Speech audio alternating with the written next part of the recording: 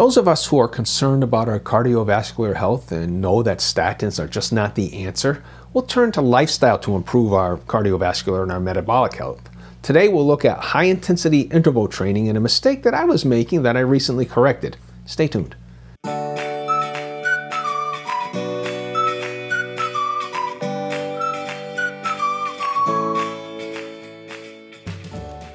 Well, the first question we might ask is, what does HIIT have to do with statins? This is, after all, My Statin Free Life. It is a statin-centric channel. Well, let's ask, what is the purpose of statins? Your doctor will tell you to reduce your cholesterol. And we say, well, why is that important? And they'll tell you, well, to decrease your cardiovascular risk.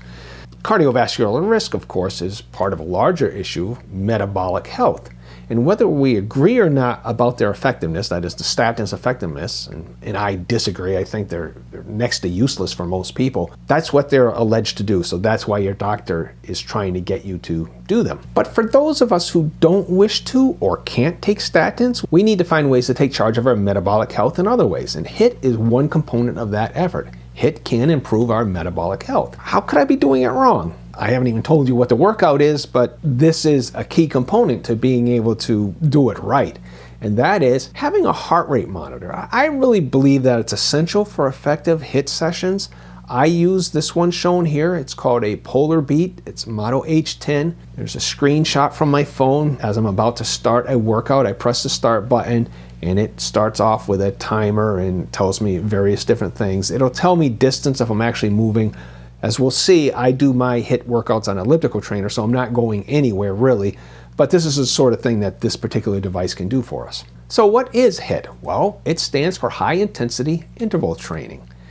You could ask 5 experts and get 10 different opinions on how to do a HIIT workout. And this was a big problem for me because I went from YouTube video to YouTube video and everybody was an expert and everybody had a different opinion. So let's break it down to its basic. Well, first of all of them would agree that this heart rate profile you see that occurred over a 15-minute workout for me was not what HIIT is supposed to be. And we'll get to what it should look like in a moment. This workout that I was actually doing was based on something called a fartlek workout, which is a Swedish term for speed play. My high school cross-country coach introduced me to it, and it is a workout with periods of varying intensity. We called it half speed, 3/4 speeds, and full speed, and it was sort of random. The coach would say something like, okay, first 1 lap around the athletic fields at half speed, and then when you get to the baseball diamond, head towards the soccer field at 3/4 speed, and when you get to the edge of the soccer field, sprint the length of the soccer field at full speed, and then back to half speed, come back over here, and then he'd give us instructions later. No stopping, just constantly moving. How I was doing the fartlek on my elliptical trainer was I was varying the intensity. I was using intensity levels 9, 13, and 17. But interestingly, this should really not be called a fartlek once I'm doing that. It would be better called motståndlek, which is a Swedish term that doesn't exist. I just made it up, and I apologize to any native Swedish speakers for making up a word in their language and then probably butchering the pronunciation horribly. But that would mean approximately resistance play. And that's what I was doing. It's a legitimate workout, but it's not high intensity interval training. It's not achieving the same thing, though it is probably achieving some very good things for you. A HIIT, however, consists of short, intense bursts interspersed with active recovery periods. And why do we have an active recovery period? Well, it helps maintain blood flow. It clears metabolic byproducts of the intense intervals, such as lactic acid buildup. And it prepares your body for the next high-intensity interval. So it is not just this constant changing of speed and keeping a pretty high heart rate the whole time. We want to see our heart rate go down during the active recovery period. And I'll talk about what constitutes an active recovery period in a moment. So the question is, what should HIIT look like? Here are some profiles, heart rate profiles that are better. This is a pattern I want to see more. You see that sawtooth pattern. You can see that I had the intense period and then I recovered, and I had the intense period and recovered, and intense period, recovered, over and over again. The problem is my heart rate is not advancing as each high intensity interval goes by. I got up to around 143, something like that, never got any higher. So here's a pattern that is really more what I'm looking for. And you can see here, I hit a peak, I relax, I hit another peak, it's a little higher, I recover some more, another peak, and so on. And in that case, I got up to maybe 157. That's another point I'll have to talk about, and that is, what should your heart rate target be?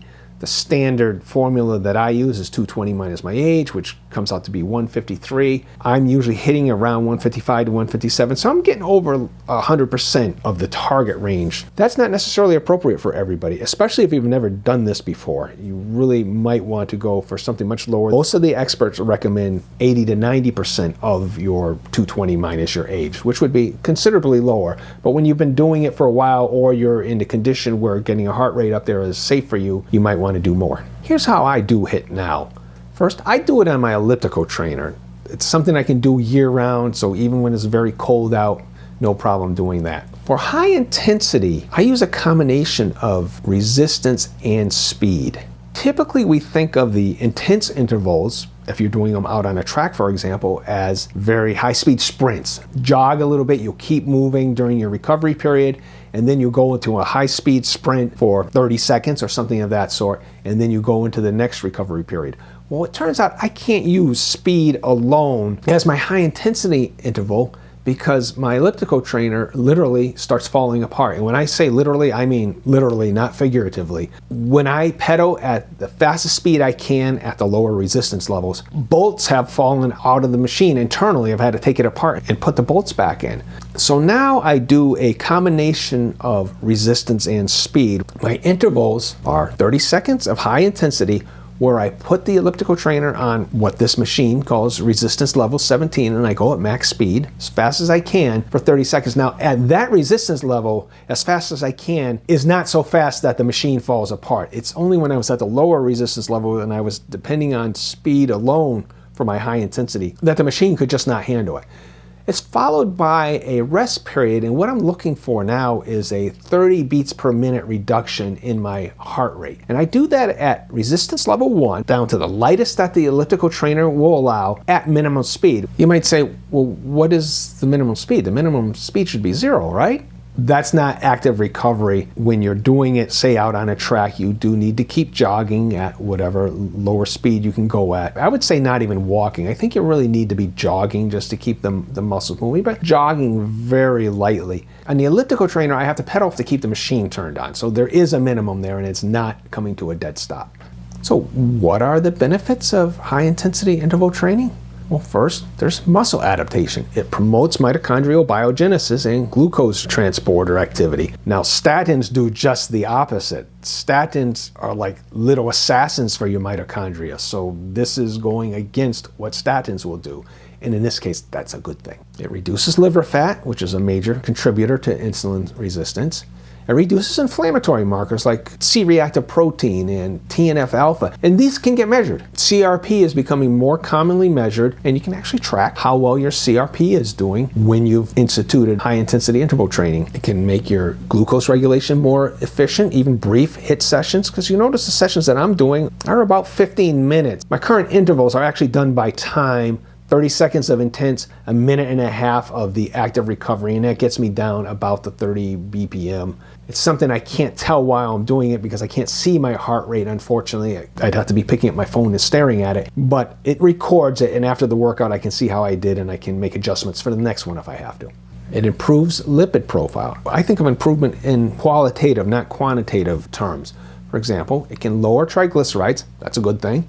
It can raise HDL, that's a good thing up to a point, and possibly reduce LDL particle number and small dense LDL. When it comes to reducing LDL, the important thing is the small dense LDL. The percentage of them get reduced. The LDL may not be impacted at all, the total, but the percentage of small dense LDL particles should go down if the LDL itself doesn't happen to go down. And that is a good thing that improves the quality of the lipid profile. It reduces cardiovascular risk. It's been shown to improve VO2 max and endothelial function, which are markers of heart health. And finally, it lowers blood pressure. And I say overall here, I mean your average blood pressure. If you were to take it throughout the day, institute high-intensity interval training into your lifestyle, you would see the blood pressure average probably come down to a more healthy level. I also found that during an intense workout, of course, at the end of that workout, your blood pressure is probably elevated a little. But if I take it a half hour after I've completed the workout, my blood pressure is way down, under 110 and under 60. typically like 106/53 would be a typical blood pressure for me a half hour after finishing a high intensity interval workout. So for my closing thoughts on this, the human body hasn't evolved to thrive in an environment of inactivity and poor nutrition, and HIIT is one way to fight back against the consequences of our modern lifestyles. For those who experience statin-associated muscle symptoms, HIIT and statins just are at odds with each other.